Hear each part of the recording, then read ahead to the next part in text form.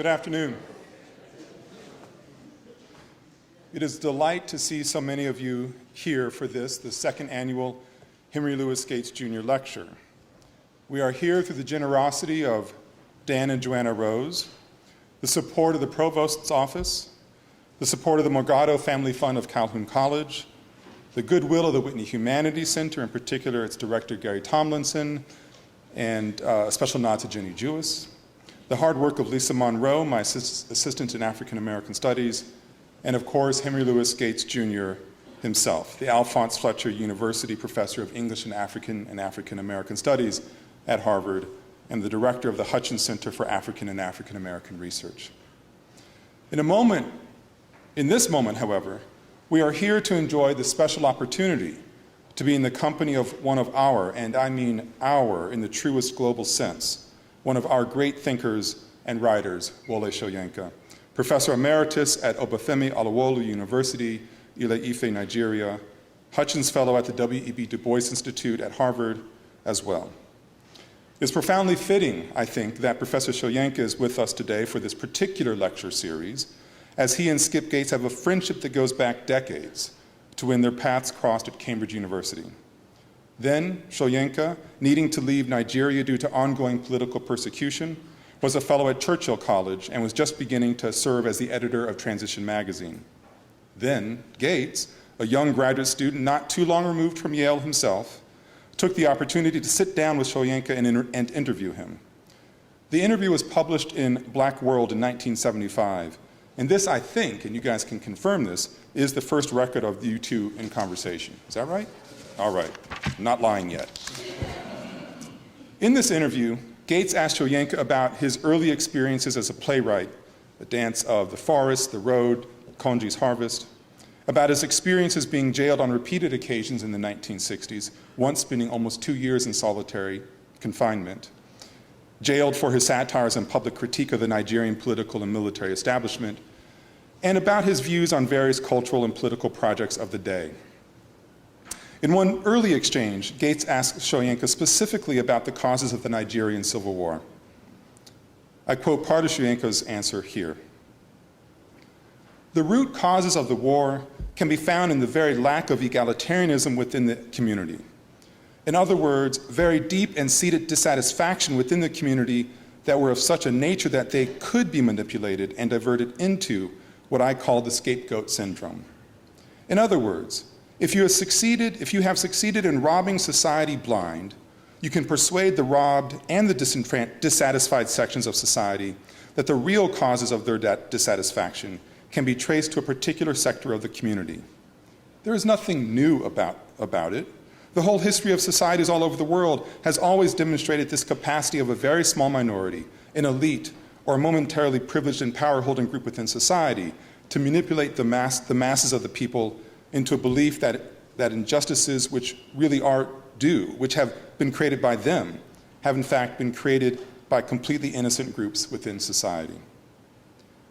To this, I can only wonder, what year was this? This is but one example of Soyinka's ability to pierce through belief systems that buttress up systems of inequality and injustice, but one example of where his insights cross time, space, and circumstance, shedding light on those places where forces prefer to work in the darkness, because after all, that is where their logics can go unnoticed the longest. From his earliest months as a play reader at the Royal Court Theatre in London, to his years in a prison cell where he displayed a fierce dedication to his own humanity when others sought to deny it, to his 1986 Nobel Prize, the first person from Africa to be so honored, to his most recent and magnificent book on Africa, in which Soyinka shows us a writer in top form. Through all of these moments of this person's life, we have a human being with a deep commitment to the ethical promise of humankind, who remains appropriately aware of humankind's own consistent failure to achieve that same promise. I can only hope that so many of us who have faced far less severe trials could find a way to be half as resilient and half as hopeful. If we could manage that trick, we, and I mean we in the truest global sense of the term, maybe we would be far better off and perhaps even able to realize a world in which we are able to care for one another in genuine ways because we know that the same care will be returned in kind. As you join me in pondering that wishful possibility, I hope that you also join me in welcoming Professor and Nobel laureate Wole Soyinka.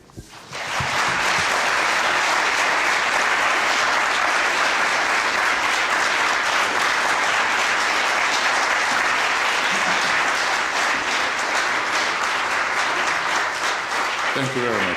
Thank you. I just get my spare glasses here. So let's talk slavery, between metaphor and reality. It shouldn't be too surprising if you all guessed at least one of the recent events that played a role in the choice of my topic for today's lecture. It is, of course, a topic which continues to exercise minds in Black and African studies. Certainly that of the preeminent scholar in whose honor this institution has befittingly established this lecture series.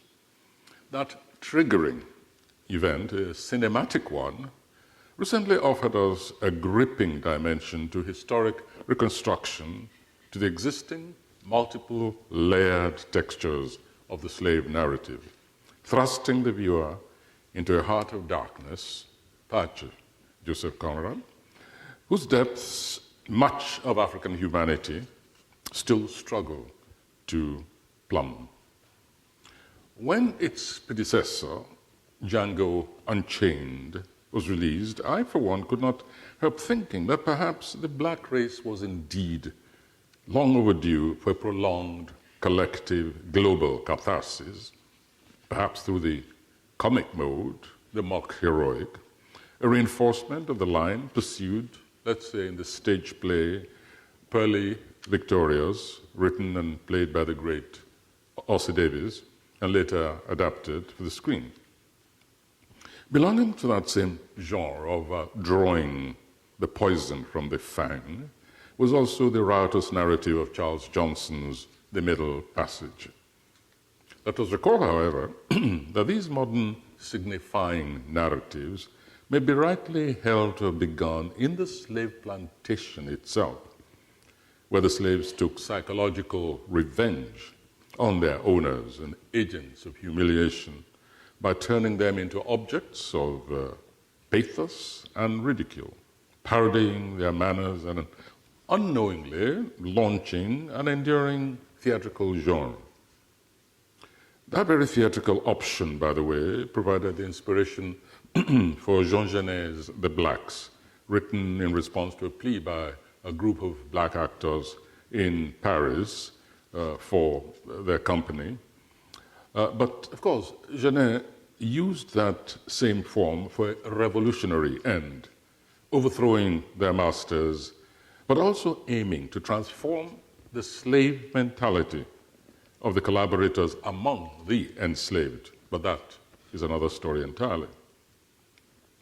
Artistic response to intolerable conditions of existence and dismal histories tends to follow these two parallel lines.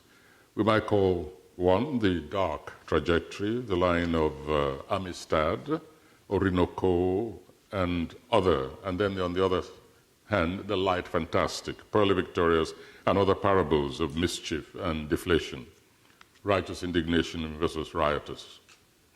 Those who criticize the second choice, the footloose treatment of the subject of slavery, as most recently happened with Django, are, in my view, unduly and narrowly race proprietorial. Since both complementary lines of response were elicited from direct contemporaneous experience, that is, even at the time of the height of the slave trade and slavery, with experience of degradation, trauma, humiliation, it thus strikes me that to cavil at the conversion of such historic material through any of the variety of creative modes amounts to, as we say in Yoruba, dyeing one's mourning weeds a deeper indigo than those of the bereaved. Nevertheless, we're bound to concede that lurking in the background, springing to the foreground, is the very real issue. This possibility that the slave condition is unfinished business, a condition that defines the palpable reality of a series of human relationships, a sum of features shared with the commercial violation of humanity, an order of pernicious relationships that involves both people on the individual level and as group entities, entities that are sometimes described by geography, but also spread across national boundaries. It is perhaps this that ensures that some treatments provoke anxiety, even on the subconscious level, quite in addition to, of course, moral outrage, empathy, memory, making enslavement no laughing matter, and submerging metaphor under reality. Life then proceeds to rebuke art, unjustly perhaps, since not everyone has access to knowledge of such brutal actualities, and the parallel conditions we're speaking of are truly inconceivable to many. For the avoidance of ambiguity, what we're proposing here is that the relationship between slave and owner, slave and master, peon and seigneur, etc., is not ended. Not even as we speak, not even in this second decade of the second millennium. To pretend otherwise is a disservice to millions and millions of humanity yet awaiting their day of manumission.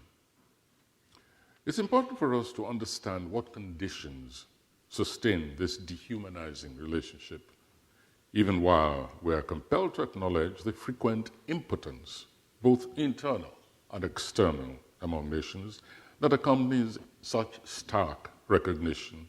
Be this, again, on the individual level, that is as a response of you and me and whoever else, or as nations and organized communities. What matters, the least that is demanded, therefore, is not to strengthen forces that despise our own adoption, acceptance of a moral imperative, least of all through dishonest or partial diagnosis and diversionary designations that corset our intellectual conceits. We must learn to ask the question, if not exactly what is slavery, then at the very least, what are its manifestations? Our protagonist in 12 Years as a Slave, situated within indisputable sociological actualities, persuasively interwoven with the minutiae of labor conditions, rupture of, indeed denial of family bonds and entitlements, their crude survival strategies, every line in that narrative, indeed every word, a challenge to the most rigorous test of authenticity, conveniently serves as reference point in this attempt. Armed with such narratives, we can take ourselves forward from the moment that is narrated, a full century and a half forward, and reconsider what allied conditions are routinely exempted, passed over, taken in stride, or rationalized away from recognition as human enslavement or bondage. There have been other testimonies, of course, just as fully documented, but in my estimation, not quite as eloquent in its spiraling implications as 12 Years as a Slave.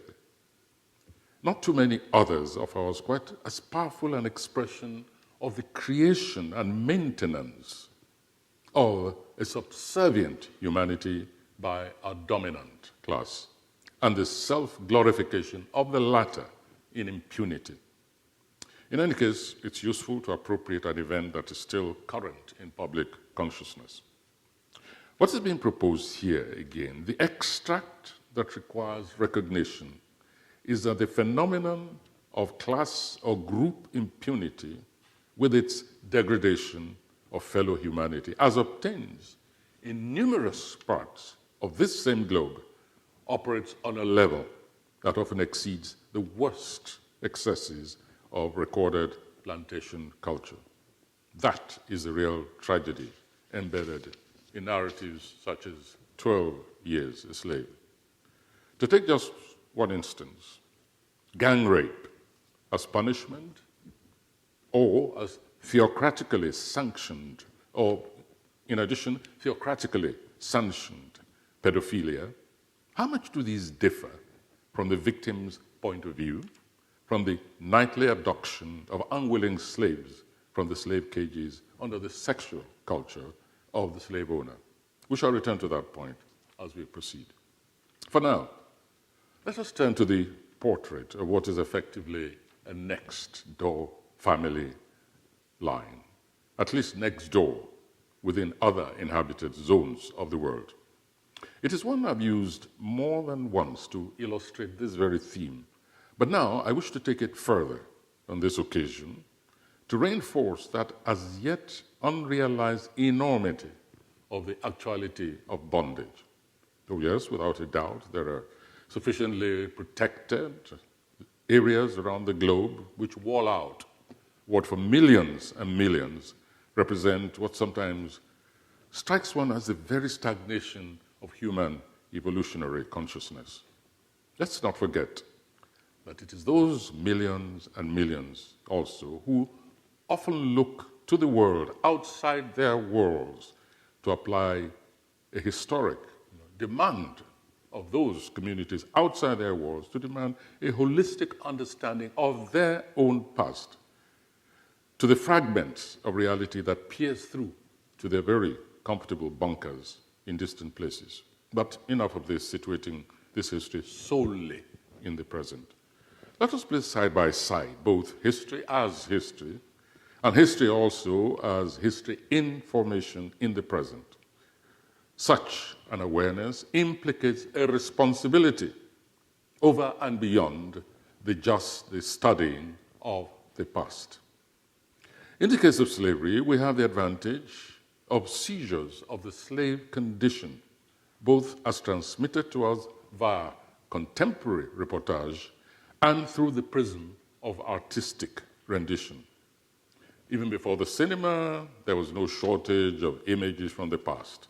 Slave raids, capture, slave markets in the interior of the continent, across the Atlantic, in the slave markets in the Americas, the Caribbean, and the Arab world from Morocco to Dubai, provided by artists, sketches, inkwash paintings, by the artists of the slaving nations themselves, with glee and with pride.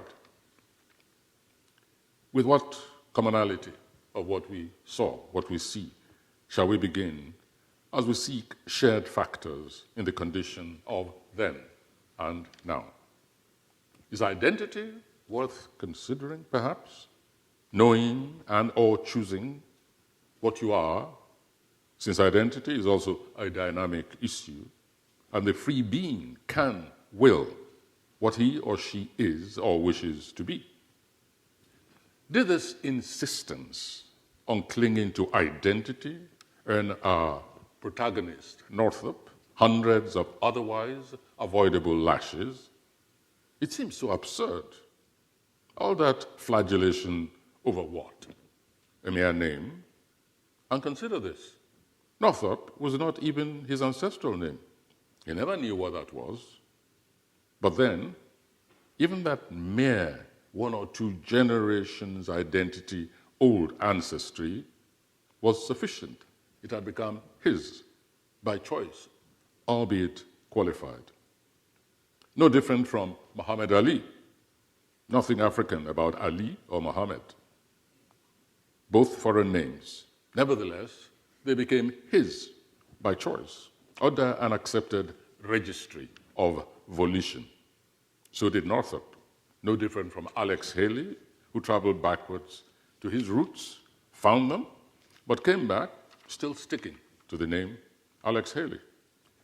Identity, as we see, is not necessarily bound up in a name, even where that name was originally donated under force majeure. The issue appears always to center on volition.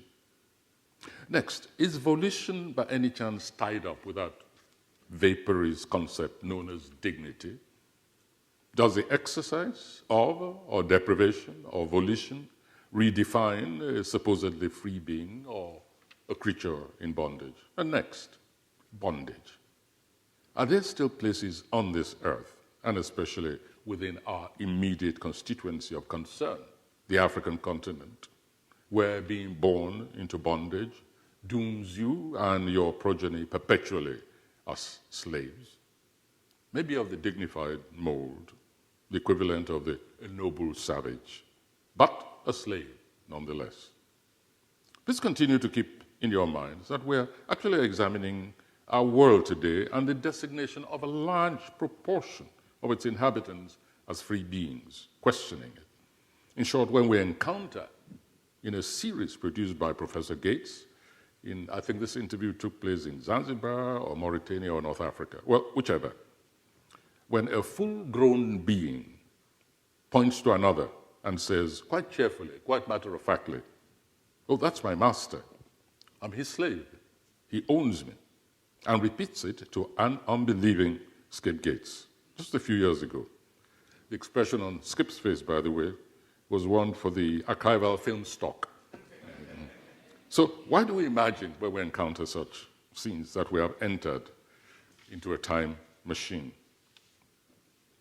Now, that self-professed slave, how many without such open articulation nonetheless internalize the condition of bondage simply through experience and birth? Embrace it as a destiny. Let's transfer here, briefly, for instance, to the most domestic condition, marriage, whether as fulfilling the claims of feudal or parental authority. Wherever the union is involuntary, the bride or bridegroom exists only as mere social or commercial objects with some childbearing thrown in to ensure the continuity of the dynasty. The most reprehensible form of this degradation was, of course, to be found in the sexual impositions of plantation slavery, the carryover from the feudal droit du seigneur, where the master, having first had a sexual fill of the slave, sometimes called citizen or subject, proceeds to appoint a spouse for the woman. And again, the male slaves, degraded to the status of studs, as in an animal farm, were required to provide successive generations of slaves for their owners, a procreation exercise in bondage conditions that probably represents the most abysmal reduction of human beings to service objects, precluding all possibility of dignity, even in their private relations. It is to ensure by many organizations, internationals, that this prolonged passage of dehumanization is never eradicated from our minds, or at least that it is not relegated too soon to the province of art and other forms of creative distanciation, that some events of notation, abolition, anniversaries among them, rebellions, surface from time to jog and accuse the world's memory.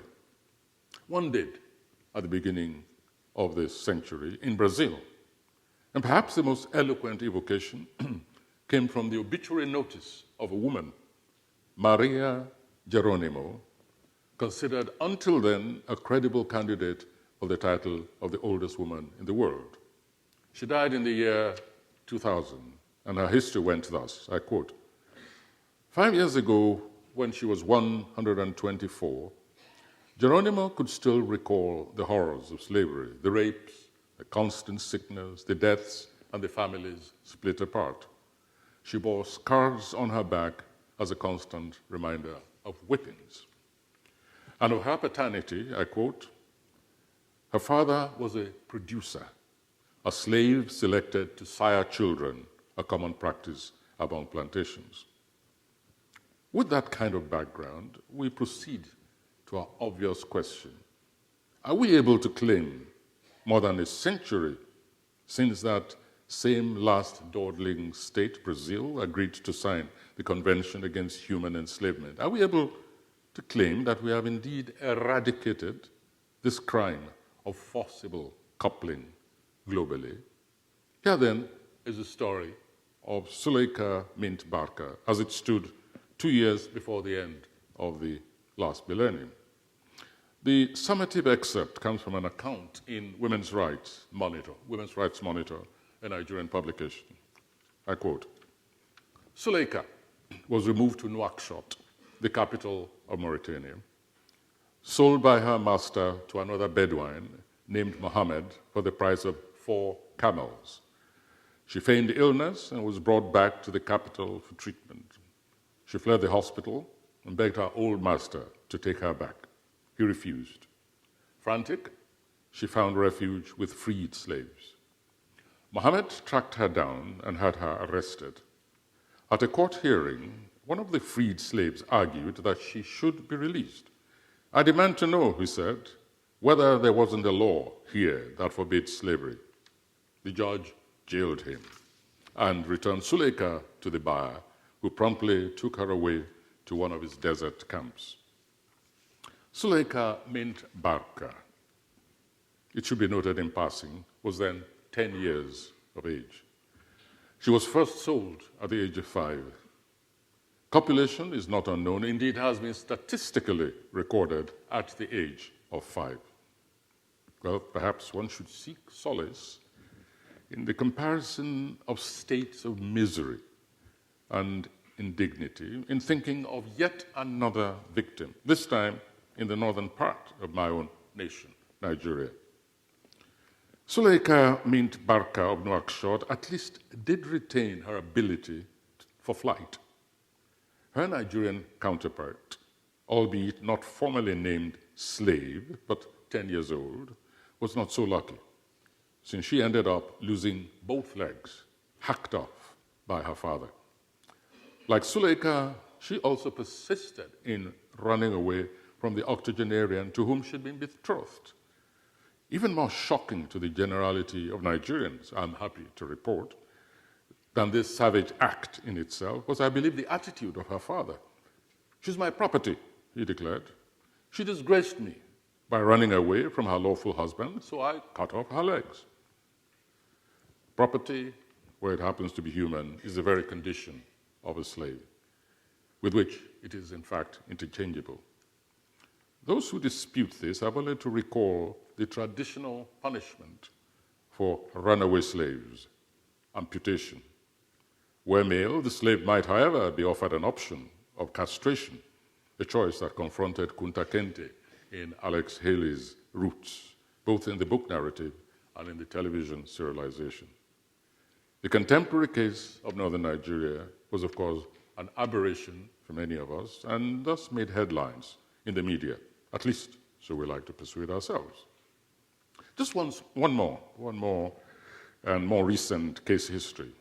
15 years after the reported case of that indefatigable escapee in Mauritania came yet another reminder of this common plight. It was reported in the French newspaper Le Monde of February 17, 2009. The publication carried right on the front page the full-length photograph of one Barakatu, taken after she'd been at liberty for over 6 months.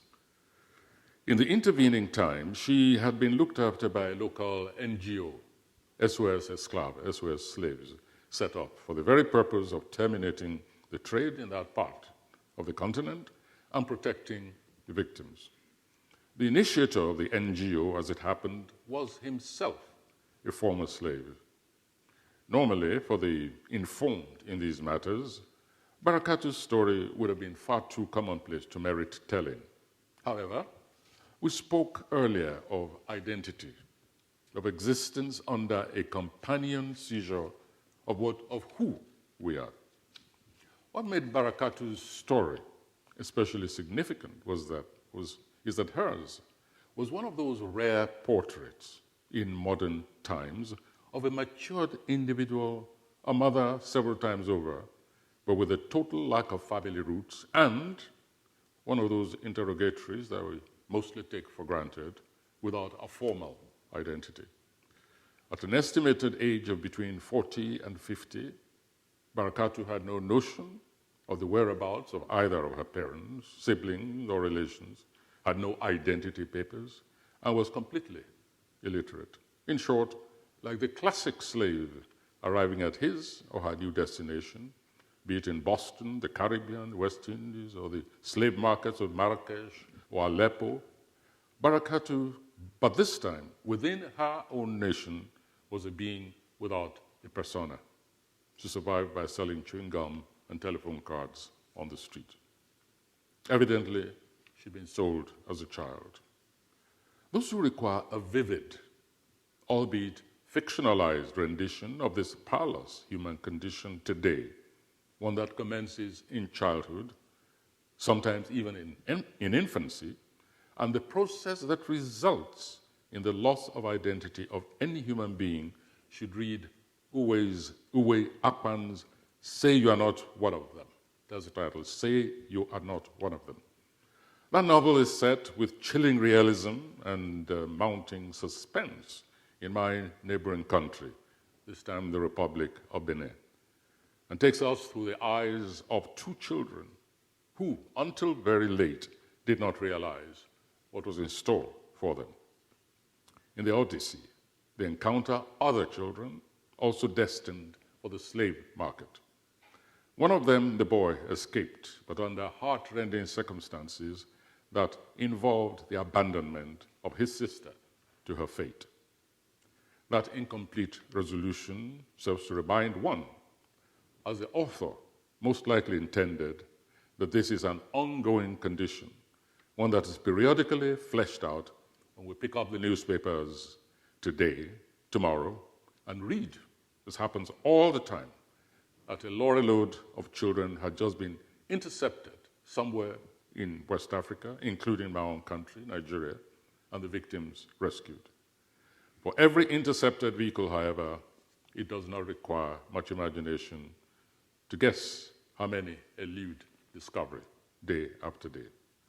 So for most of her life, Barakatu was a victim of that religious doctrine through which, right from infancy, the culture of submission to one's fate is inculcated as one of the main guarantees of entitlement to God's beneficent considerations in the afterlife. Such indoctrination, and this indeed was the testimony of that ex-slave who later became director of SOS Esclave. Such indoctrination forges invisible chains around the victim and by implication and practice guarantees the lukewarm attitude of the law courts, which are founded on such articles of faith, presided over by faithful adherents, one example of which I cited earlier. This certainty of their predictable denial of legitimate recourse then doubly enervates the resistant will of the enslaved. Respect your owners, embrace your condition in order to earn the benevolent face of God. Until one day, the scales fell from her inner eye, and Barakatu escaped.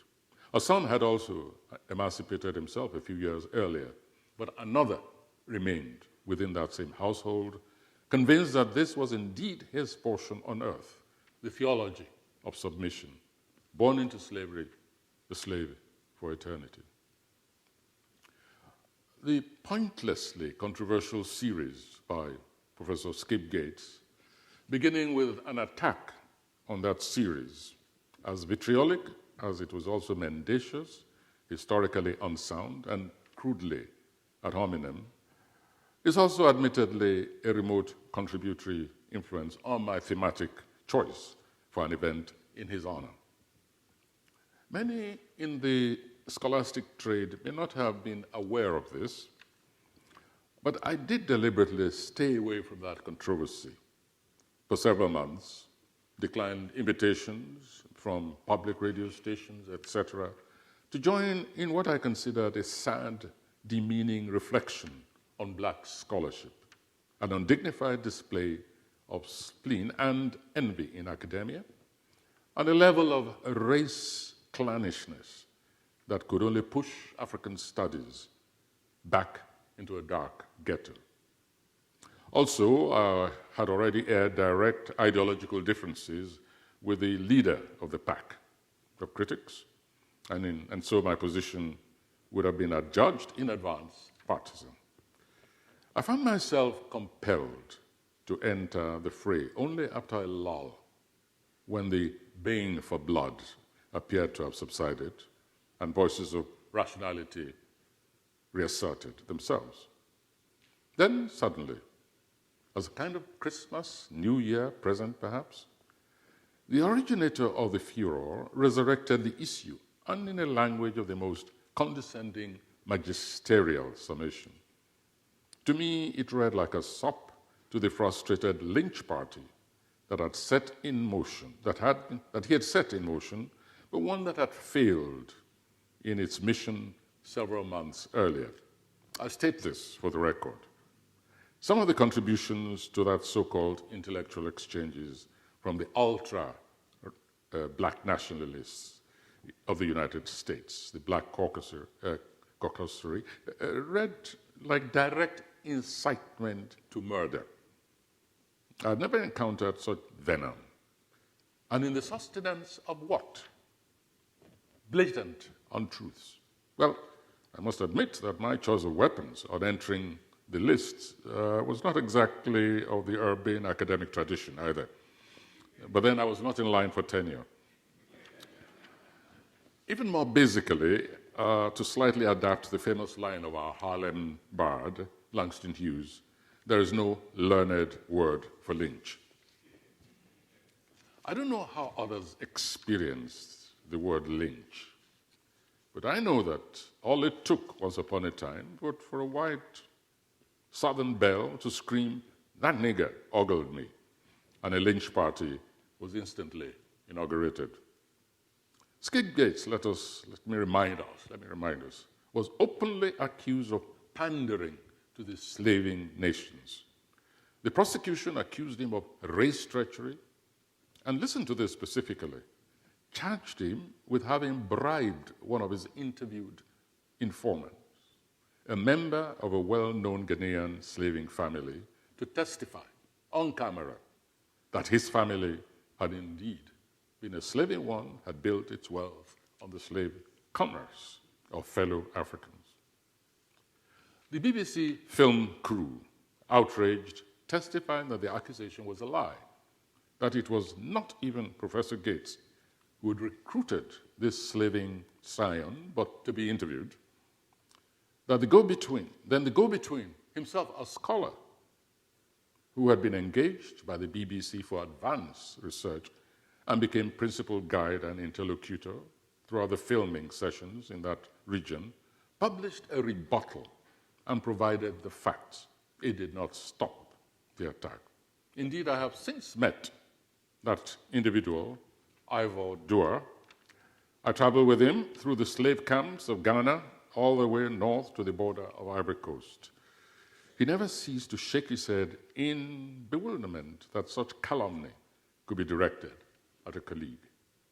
Whenever my own path of research at the time evoked recollection of his time with Professor Gates and the BBC team, Adwa compulsively brought up the subject, asking me rhetorically, but is this how desperate the black nationalist scene in American academia is?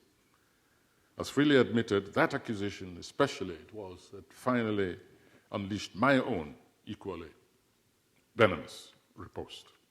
Well, we can claim, hopefully, that such attempts to vaporize by mere denunciation and race rhetoric not only the role of memory, but the physical extrusion of primary evidence is in the past.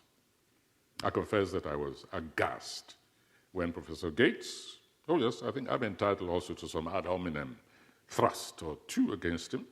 Yes, sometime later, Skip received his principal adversary following a lecture or conference or whatever at Harvard, at the Du Bois Institute, and conducted him around the facilities, showing off the center's developments since that scholar's last visit. I called him on the phone and asked, was that really you? Or was it a double you had organized in case your visitor had come with a lynch party? But yes, it was Skip, who had indeed invited him to the Institute and was playing the perfect host. You are a closet masochist, I snarled down the phone. I said, next time I shall lead the lynch mob. You now believe this, Mr. Skip Gates Jr. proceeded to lecture me. I've never forgotten or forgiven his impudence. Come on, he admonished his acknowledged teacher.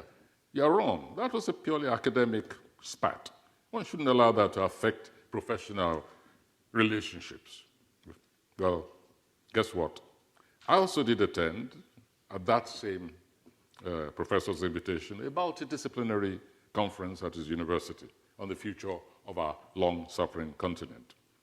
Indeed, when some opportunist fire stokers wrote to me asking for the rights to buy half of that scabrous internet exchange for publication in book form, I informed them that I was totally disinterested, that even if our illustrious adversary chose to publish just his part of the exchanges, I insisted on the fundamental rights of two old men to insult each other to their heart's content in a closed-circuit forum. Enshrining such exchanges in permanent form was another matter entirely, and one that I found distasteful. Incidentally, just as an aside, present at that same reunion was my former host, one General Yakubu Gowon, who once locked me up in Kaduna prisons for 2 years and some months, 22 of them in solitary confinement. We exchanged civilities, quite genuine on my part, I assure you, and I've remained in contact, friendly contact, ever since. Well, we're all bundles of contradiction, one way or the other. In fact, it proved quite a feast of reconciliations. No organized handshakes or embraces, just a normal resumption of civilities. I suspect ultimately that we're all closet aspirants to the example of Nelson Mandela. Regarding prison now, would I consider that a slave condition? Not in the least. Check out all prison narratives, including those of apartheid survivors. If anything, prison is a challenging ground for self-esteem and the reinforcement of inner conviction. Volition is never absent. Dignity becomes a sustaining pursuit even in the face of dehumanizing ploys and all attempts of agencies of power to erode one's sense of identity. Who and what you know you are remain untouched, even if it is that kind of prison detention where you answer to a number at roll call instead of a name. The world shrinks, yes, but even where torture and other forms of brutality, including forced labor, may eventually break the human will, there remains that private space where the wholeness of the human persona recuperates and reasserts itself. So, once again, does slavery today exist in reality or as mere metaphor?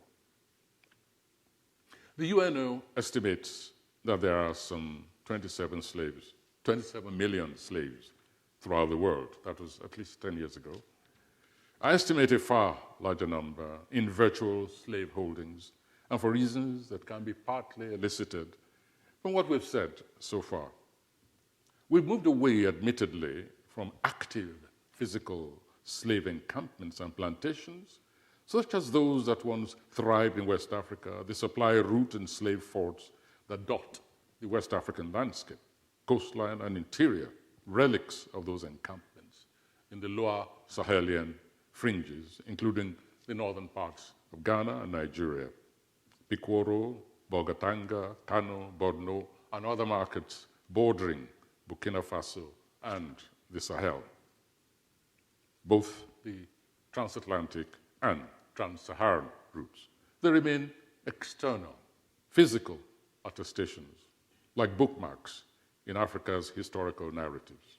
They serve today largely as tourist destinations. The internal is what remains often the greatest challenge to our claims to humanity. Or to quote Sojourner Ruth of the Underground Railroad, when she said, "I could have saved many more if only they had known they were slaves." Well, maybe they didn't. But are there congenital slave masters always in the background of our lives? They know what they are, and therefore waiting to impose that very condition by violence, if need be.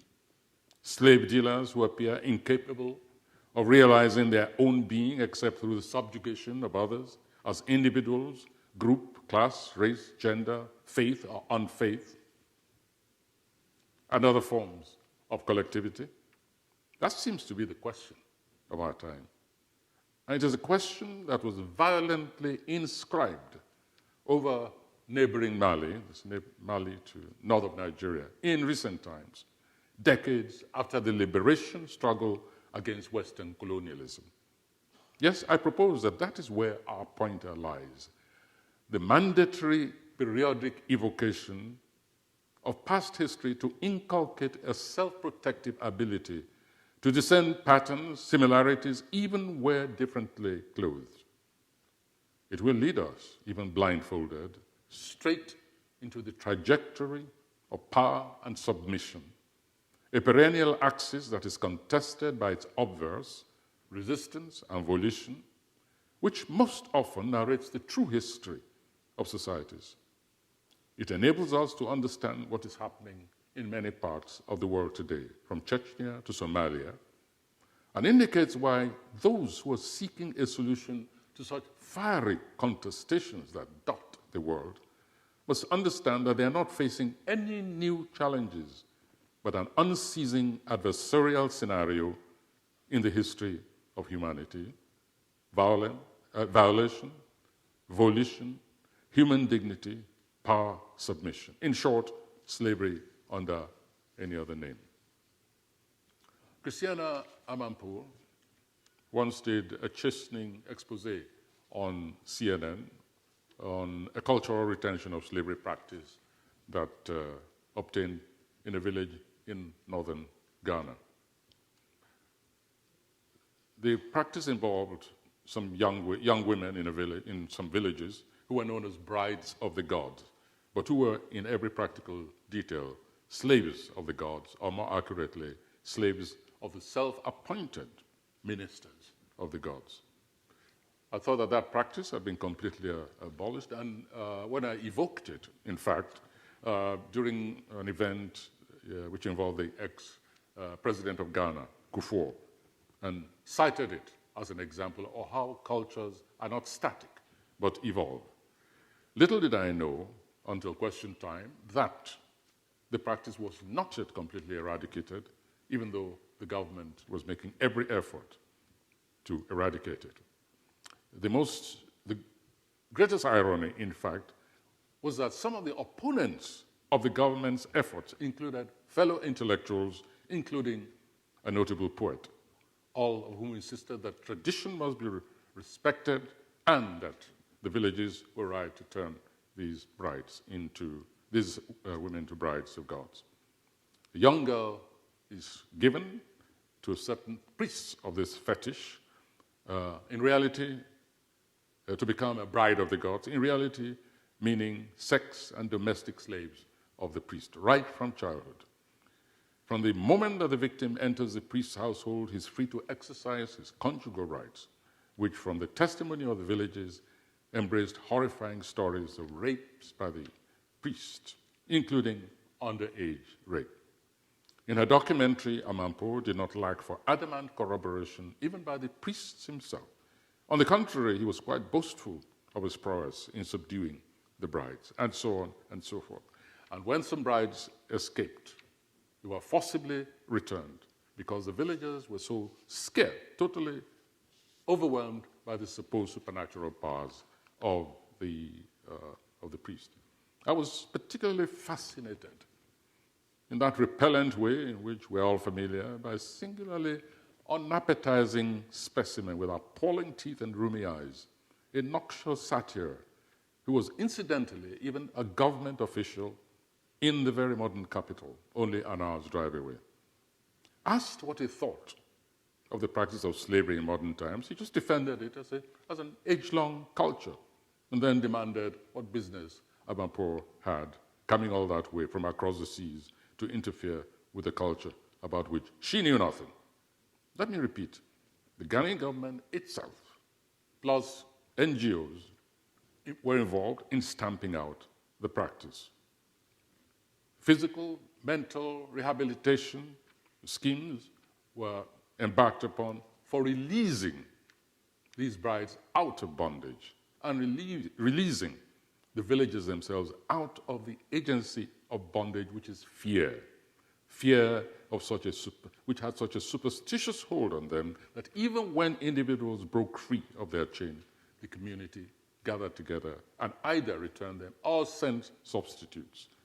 Of all the forms of slavery to which humanity is prone, there is none as debilitating as the condition of being a slave to fear. No, I'm not about to resume the thrust of my BBC Wreath lectures, Climate of Fear. My aim today is far more modest. It is principally to caution our intelligentsia, especially abroad, that no response to the slave condition is so unworthy and fraught with dire human consequences within which the slavery discourse exists as to pronounce any form of bondage a tolerable condition of existence or provide it with intellectual covering fire, either through denial, diversion, or unacceptable rationalization. Yesterday's surrender always returns to us as the harvest of the future. What others think when they read of what is happening, for instance, in my own part of the world today, I do not know. I only know that it has been slow in coming, and that the plague that once ravaged Algeria, though drastically attenuated these days, was not totally eradicated, but has migrated to new grounds for the continuation of human enslavement, and finally they found a home in northern Nigeria after its circuit across Somalia and Mauritania. I call your attention, for instance, to the Algerian experience captured so chillingly in Professor Karima Benoune's book, Your Fatwa Does Not Count Here. Algeria, if anything, remains the barometer of the intolerable. Its global alert resounding long before even Afghanistan and its Taliban. There has been no lack of warning, but alas, complacency rules much of the world. Complacency and variations of what I've just referred to as intellectual covering fire, among which there is that doctrine known as political correctness, the failure to call things by what they are for fear of giving offense, not to the inoffensive, but to the offensive. Such is the psychology of fear. The African continent is under assault, and some of her constituent units, like mine, are internally at war. It's a brutal war. Its fatalities having overtaken even those of Iraq, that careless product of America's hubris. It is not the outrage that was wreaked on a Kenyan morn last year that frightens one. It is the propensity towards continuing evasion, deliberately beclouding the hideous reality of cause and effect, the refusal to recognize and thus evolve strategies that are based on the truth. That is the real enslavement, and its root is fear. What did they do, those attackers, in that Kenyan war? How did they articulate the animating force of their sense of mission against innocent humanity? It is there, on record, literally. Did they speak economics, social marginalization, hunger, impoverishment, imbalance in trade relations? No. as the assassins moved methodically in the execution of cowering strangers in that mall, they made only one demand, upon which hung the conclusion of life or death: recite the liturgy of religious attestation. It sounds very knowledgeable and very smart to fasten on economic forces. It's the economy, stupid, and that, in all objectivity, is often unexceptionable. However, and alas, I'm afraid, it is also the attestation chicken. Yes, indeed, there is also global superpower play into which are drawn weaker forces and clientele appendages to such powers. But reality also takes us back to the moment of life and death of individuals, of entire communities, of which the sole demand is yet again recite the liturgy of attestation. And of course, places of worship are already thrust skywards in open attestation, defiantly attesting their own spiritual identity. Within each, humanity gathers periodically, cheaply available for slaughter, sometimes even as schism against schism within the same religion. Indeed, those internal schisms often bear the heaviest brunt of death. Across all these internal divisions, however, and symbols, however, there is today an even more vicious, unrelenting war of attrition against one common symbol of attestation, that of knowledge. Schools, primary or secondary, what you call high schools, universities, all symbols and precipitates of creative striving, galleries and museums, repositories of human history and inquiry, the libraries. The visiting card of the Mali invaders read, very simply, "Get back to the Stone Age." The victim Northrop put up an Oscar performance of total illiteracy in order to avoid a lashing. I refer now to the actual printed narrative, not the film version. He had to deny having ever written or read a line in his life. His stay-at-home descendants today on that continent across the Atlantic never have a chance of testing their acting skills. For daring to cross the threshold of a place of learning, the fate of hundreds, all free beings, before going to bed in the rapture of new mental acquisitions, is sealed, literally. The new slave masters creep up on their targets at night, seal up dormitories, detonate their devices, and pick up the survivors at will, by bullet or by blade. These are the new African imperators who briefly overrun Mali to the north and prepare to march into a peaceful Nigeria with only one banner that read, "Convert, attest." Now, of all the various groups of humanity, against which identifiable and vulnerable group did these pious invaders primarily direct their divine laws when they invaded Mali and Somalia, for that matter, before them? Are the eternal first-line slaves, women, back to Purdah and the burqa on pain of death, or perhaps touched by the hand of the most merciful, 100 lashes only? Adultery or mere suspicion of, bury them up to the neck in the public square and stone them to death. The virus of Islamic religious extremism that has emerged from a minority, a distorted, diabolical reading of its scriptures, has turned products of brainwashings into mindless purveyors of death. To worry over this menace is common sense. To respond to it with fear is suicidal. But to deny that reality is intellectual treachery. Impotence is often the condition of the world community we live in. in the endless struggle to right human wrongs. But at least, let those of us privileged to live outside the anachronism of stubborn plantation retentions avoid giving joy to slave masters through the language of appeasement or evasion.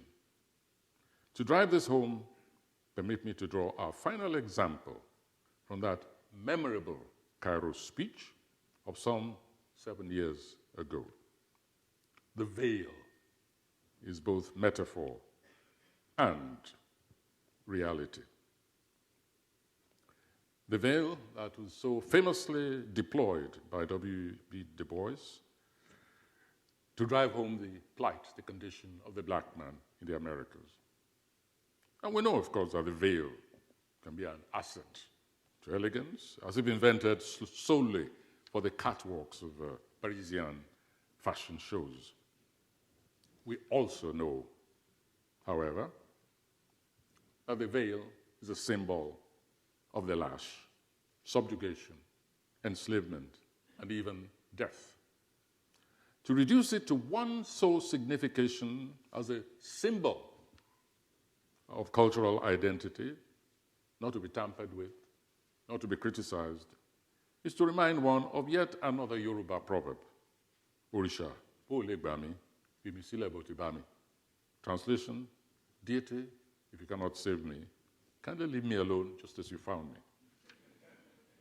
And so, my friend, Skip, when next you undergo the privilege of being handcuffed, fingerprinted, on the ritual passage to a beer garden high-level diplomacy, please pass on this message, shall we say, to Kenya overseas with love from Nigeria, that just as the bra, once seen as a symbol of female castration, was ceremonially burnt in the streets of America and Europe, but has made a triumphant comeback as an enhancement of the female figure. Even so, the veil, now a symbol of enslavement for millions, will be burnt in the streets of Africa. If it makes a comeback, and it certainly will, such being the vagaries of fashion, it will only be because in the meantime, the entitlement that men enjoy, one that distinguishes the free being from the slave, has been restored to the latter, that asset being choice, volition. Then we shall celebrate the manumission of the last slave standing, a female. Thank you very much.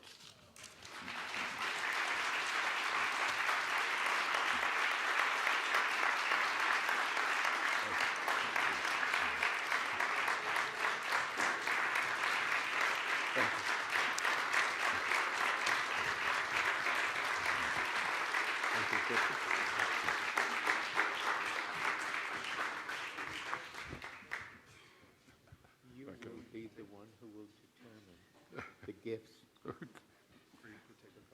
Yes, I think we have time. Yes, okay. We have time for one or two questions. If you'd like to ask the questions, I'll invite you to just again, we send it to the session in the hall at Oxford.org. Any questions?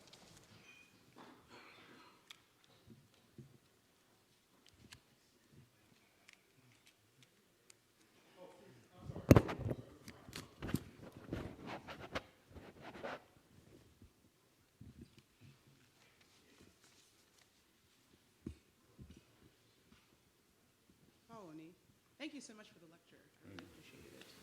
Thank you, Master Holloway. Hello, Skip. The question I have relates to the proverb that you just shared with us, the Yoruba proverb about being let alone. And it was in the context of Orisha, a religious figure, a spiritual deity. But I'm curious to hear your thoughts as it might apply to the role of government, particularly in Nigeria. I know it's a political question, but to a certain extent, the failures of the Nigerian state and other governments in Africa has led many people to say, please, I beg, leave me well enough alone. So I would just be curious to hear your general comments on the relationship between the citizen and the state. I know you've written about it repeatedly over the years, but I would love, an update from you in terms of what you see on the ground with respect to the dynamics there with politics, corruption, and citizens' faith in government. Well, that's a very large question. Nigeria is as large as Nigeria itself is. And it seems that the larger it is, the richer a nation is, the greater the size of corruption, especially in our part of the world. I don't want to go into details about what's going on in Nigeria at the moment. What I wish to say is that it's not all bleak, but the problems in Nigeria really have been compounded by this visitation, which, as you know, has been going on now for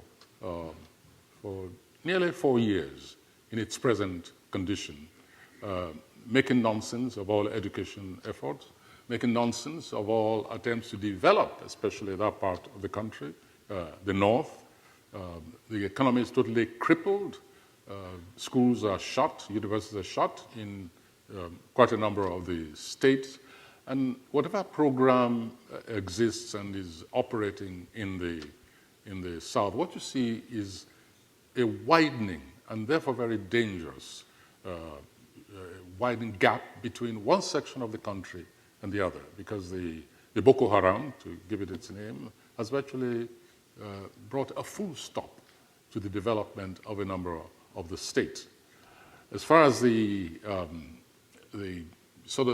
future, the prognosis is concerned, well, let's wait and see what comes out of the present national confab, as we call it, national discourse, which many of us have been preaching for ages.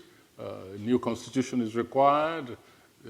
There's a whole restructuring required to make sense of that nation at the moment. It's not only large, it's unwieldy, it's lopsided. I mean, you have in the United States small states, you have large states, rich states, poor states. But somehow it's managed in a kind of structured way. A platform is created for the possibility of an equitable distribution of resources. The exact opposite is what's going on in Nigeria. Again, let's wait and see this very critical conference, national conference, going on in Abuja at the present. Okay. Next one.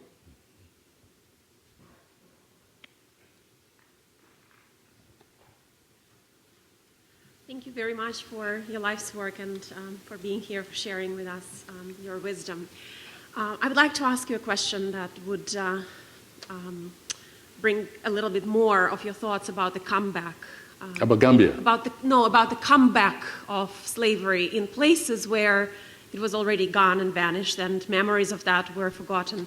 So it reminds me of the research that people are doing in public health, where they thought that the diseases that were ugly and terrifying in the past, people have thought that they have already closed those cases, and yet TB and malaria and smallpox and other things come back, and they continue to kill people. So how does it happen that slavery can come back after a while of not being present on the scene in places where people thought that they will never face it again? So why does that happen? What come back? I want to make sure. Slavery. Slavery. Well, I said something that it strikes me as a feature of humanity, that there are those, and begins perhaps with individuals, but then it broadens into a group, into a concept of, shall we say, the chosen. The chosen either politically, ideologically, or the chosen theocratically, those who actually believe that they are chosen, that the truth lies with them.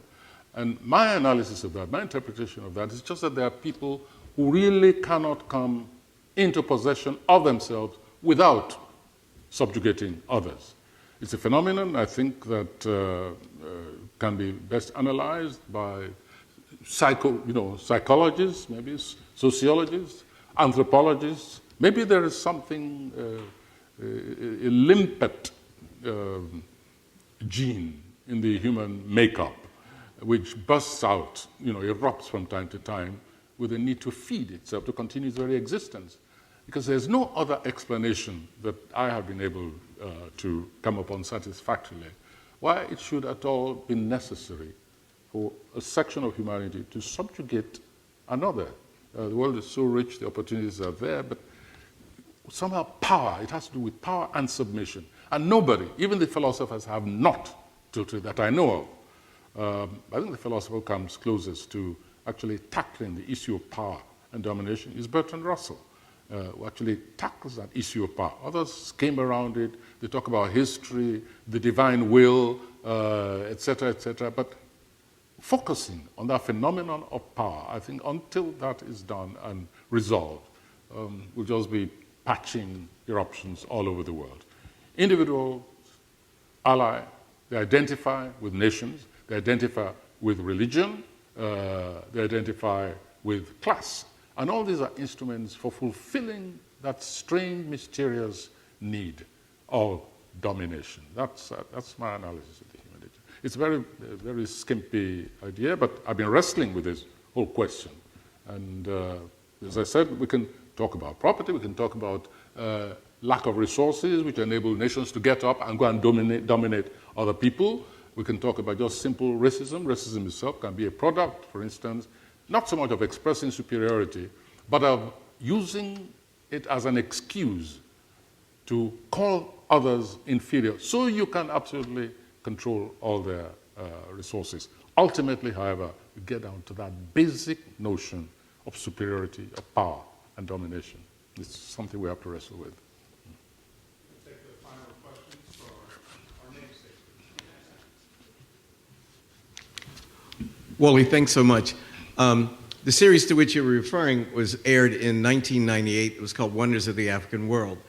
And as you know, we just aired another series in November, and we started with the African role in the slave trade. And we were ready for an onslaught, a siege, but not a peep. Not a peep. So I want to ask you, and believe me, he was the only person who stood up to defend me. Everybody else saw me like dangling in the wind. And particularly, I think you got in when that person used the word fatwa. Use the word, Fatwa. Yeah, he said, I suppose we should not issue a fatwa against Gates. It was really disgusting.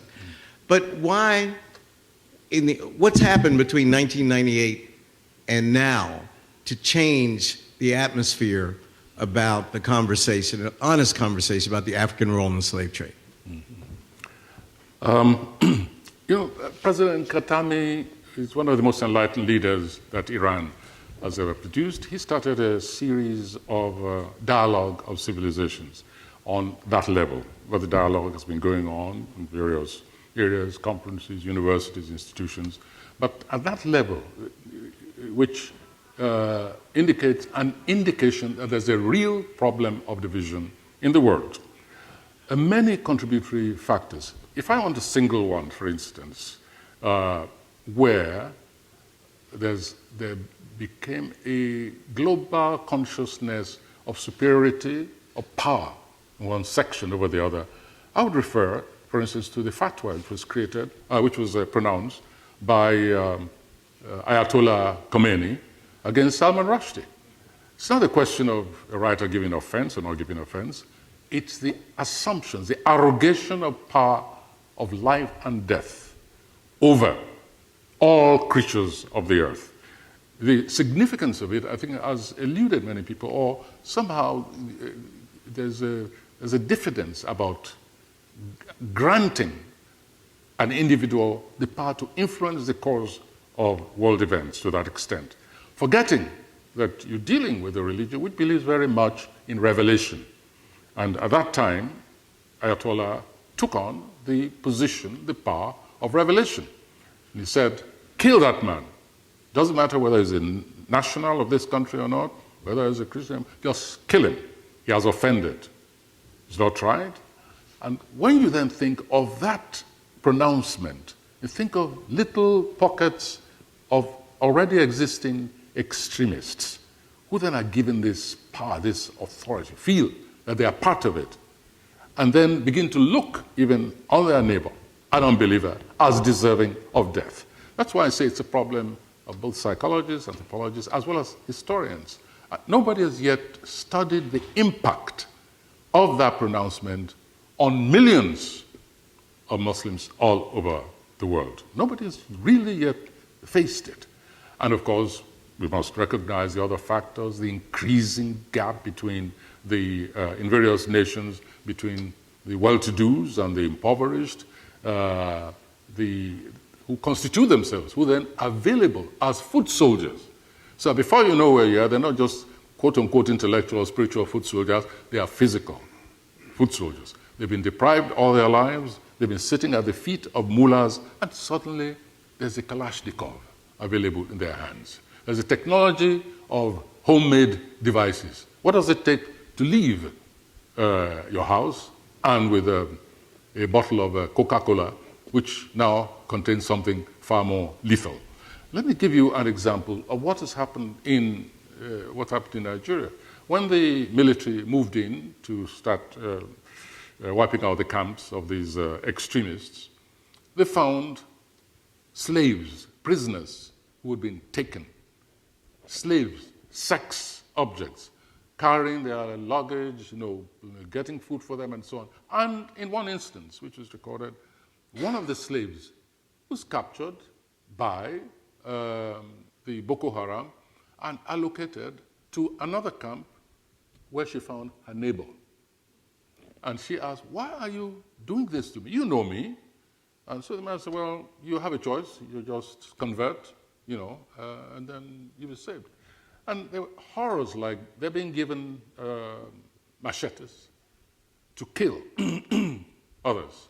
And in this case, this woman refused. But she was saved because she pretended that she would agree to marry one of the Muslims.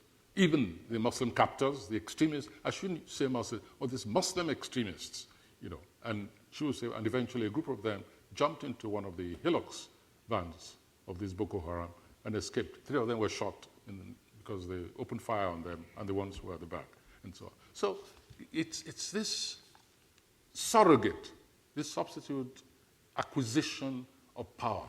Suddenly, from absolute nothing, from a theology of going to the streets and begging for your mullah, you are now given a gun.